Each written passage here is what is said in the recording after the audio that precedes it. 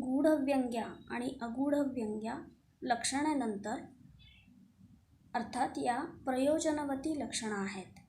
तर या प्रयोजनवती लक्षणांच्या नंतर या लक्षणाचं प्रयोजन जे आहे ते कशा पद्धतीने समजतं याविषयी इथं विचार केलेला आहे की त्या प्रयोजनासंबंधीचा तत्र व्यापारो व्यंजनात्मकः यद्यपि तद्भूः लाक्षणिकशब्दः तथापि व्यापारः व्यंजनात्मकः. म्हणजे लाक्षणिक शब्दावरून व्यंजनाव्यापाराने व्यंग्यार्थ कळतो, प्रयोजन कळते, असं या ठिकाणी यांना म्हणायचं आहे. का बरं? यस्य प्रतीतिमाधातु लक्षणा समुपास्यते फले शब्दैकगम्येत्र व्यंजनान्नापरा क्रिया. ज्या प्रयोजनासाठी लक्षणेचा अवलंब केला जातो, लक्षणावृत्ती वापरली जाते, ते जे प्रयोजन आहे ते प्रयोजन शब्दांनीच समजणार आहे. कारण जो अर्थ आहे तो पदाशिवाय समजणे शक्य नाही. तर त्याला व्यक्त करणारं पद हे पाहिजेच. म्हणजे इथे वाच्यार्थ असो, लक्षार्थ असो, व्यंग्यार्थ असो, हे सगळे कशावर अवलंबून आहेत? पदावर अवलंबून आहेत. म्हणजे फले शब्दैकगम्ये. फल म्हणजे इथे प्रयोजन. प्रयोजन कसं आहे? शब्दैकगम्ये म्हणजे फक्त आणि फक्त शब्दांनीच जे समजू शकतं असं जे फल आहे ते फल समजण्यासाठी व्यंजनेशिवाय दुसरी वृत्ती उपयोगात आणली जाऊ शकत नाही. दुसरी वृत्ती इथं येऊ शकत नाही. का नाही येऊ शकत? तर खाली परत त्याचं स्पष्टीकरण देतात. प्रयोजन प्रतिपादयिषया यत्र लक्षणया शब्दप्रयोगः तत्र न अन्यतः तत्प्रतीतिः अपितु तस्मादेव शब्दात् न च अत्र व्यंजनादृते अन्यः व्यापारः. अर्थ स्पष्ट आहे इथे की शब्दप्रयोगानेच प्रयोजन हे कळणार आहे आणि इथे त्यासाठी व्यंजनेशिवाय दुसरी वृत्ती नाही. का नाही? तर त्याचं एकेकाचं स्पष्टीकरण देतात. न अभिधा समयाभावात. अभिधा वृत्तीही असू शकत नाही. अर्थात गंगायाम घोषः या ठिकाणी शैत्यपावनत्व जे आहे ते समजण्यासाठी आपण अभिधा वृत्तीचा, अभिधा शक्तीचा आधार घेऊ शकत नाही. का नाही घेऊ शकत? तर जी अभिधा आहे तिचा स्वभाव काय आहे की गंगा या पदावरून गंगा प्रवाह हा एकच अर्थ ती देते आणि तो अर्थ दिला की तिचं काम संपतं. ती पुन्हा दुसऱ्या अर्थावरून कुठला अर्थ किंवा लाक्षणिक शब्दावरून अर्थ देऊ शकत नाही. त्यामुळे अभिधा इथं येऊच शकत नाही.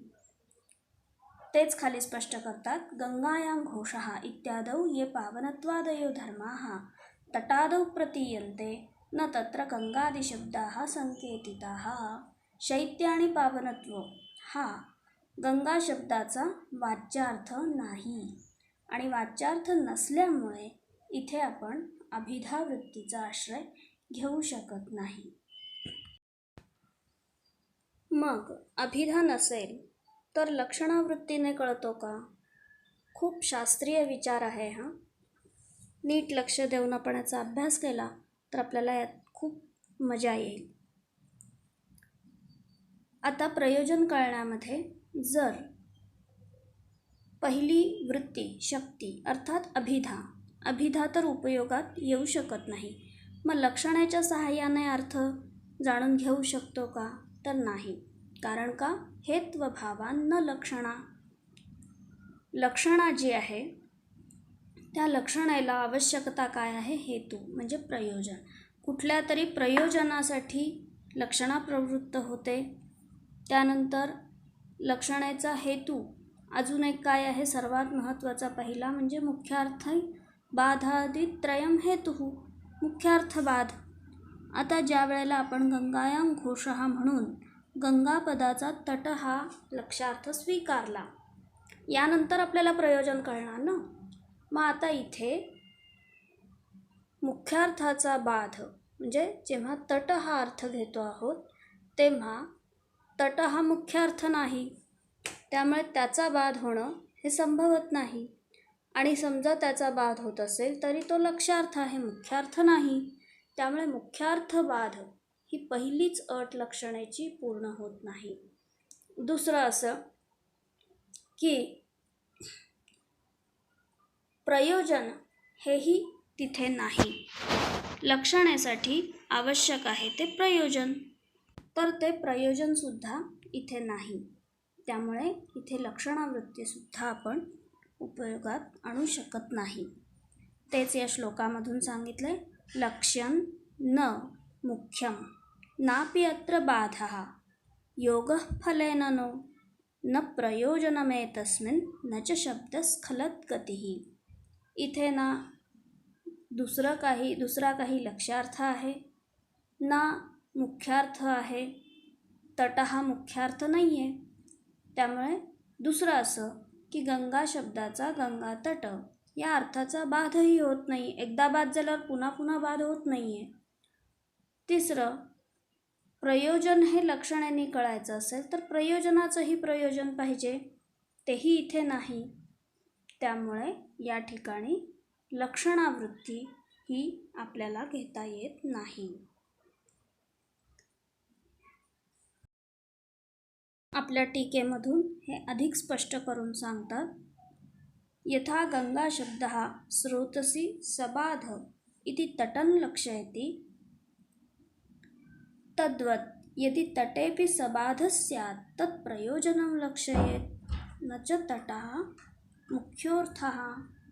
काय म्हणतात या ठिकाणी, तर जसा गंगा शब्द हा गंगा स्रोत असा जो मुख्यार्थ त्याचा दिसतो, त्या ठिकाणी बाधित होऊन मुख्यार्थ बाधित होऊन तट शब्द तटार्थ हा लक्षित करतो. त्याप्रमाणे तटाच्या ठिकाणी सुद्धा जर त्याचा बाध झाला तर तो प्रयोजन दाखवेल, पण तट हा त्याचा मुख्यार्थ नाही. आणि दुसरं असं, समजा मुख्यार्थ मानला तरी गंगा तटे घोषः म्हटल्यानंतर इथे बाधच होत नाही. मग लक्षणेची प्रवृत्ती होणार कशी. नाप्यत्र बाधः न च गंगा शब्दार्थस्य तटस्य पावनत्वाद्यैः लक्षणैः संबंधः. दुसरं, गंगा शब्दाचा जो अर्थ तट आहे त्या तटाने पावनत्व, शैत्य, पावनत्व हे जे अर्थ आहेत त्या अर्थांशी तट शब्दाचा तसा संबंध येत नाही जसा गंगा शब्दाचा येतो. त्यामुळे हे प्रयोजन इथं सिद्धही होत नाही. दुसरं, प्रयोजन हे सुद्धा लक्षणेने समजण्यात किंवा लक्षणावृत्तीने प्रयोजन सांगण्यात काही प्रयोजनही नाही. यामुळे या ठिकाणी लक्षणाही घेऊ शकत नाही. समजा आम्ही हट्टाने घ्यायचं ठरवलं तर काय होईल. एवमपि अनवस्था स्यात् या मूलक्षयकारिणी. एवमपि प्रयोजनञ्च लक्ष्यते तदपि प्रयोजनान्तरेण प्रकृता प्रतीतिकृत अनवस्था भवेत्. म्हणजे काय, तर जर लक्षणेचं प्रयोजन हे लक्षणेनेच कळतं असं म्हटलं तर लक्षणेसाठी आवश्यक काय आहे, प्रयोजन असणं. मग जेव्हा लक्षणेने आम्ही प्रयोजन जाणून घेऊ इच्छितो तेव्हा ते जे प्रयोजन आहे त्या प्रयोजनाला दुसरं काहीतरी प्रयोजन सांगावं लागेल. ते जे प्रयोजन आहे ते कोणत्या वृत्तीने, तर ते पण लक्षणावृत्तीने. मग त्याचंही एक प्रयोजन सांगावं लागेल. असं करत करत म्हणजे प्रयोजनाचं प्रयोजन, त्याचं प्रयोजन, त्याचं प्रयोजन, अशी ही अनवस्था कधीच संपणारी नाही. म्हणजे अनवस्था प्रसंग इथे उद्भवेल आणि त्यामुळेच इथे लक्षणावृत्ती आपण घेऊ शकत नाही.